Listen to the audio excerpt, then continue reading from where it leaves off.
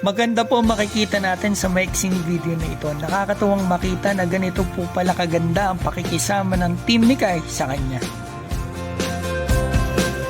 Ito po yung rare footage ng pambato natin sa bench nila bago magsimula ang game. Kita naman natin nilapitan po siya ni Kawamura, ang star player ng Japan. Maganda to na warm welcome ang pambato natin dito sa bago niyang team. At makikita naman natin dito yung import nila, mga kaibigan, American import. Mainit din ang pagtanggap sa pambato natin.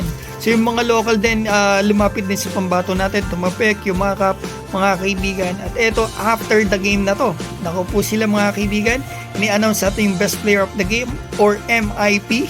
Yan, kita naman natin kung gaano kainit ang suporta at tawa ng kanyang mga teammates. Maganda to mga kaibigan, at ako po talaga ay natutuwa sa mga nakikita ko ngayon.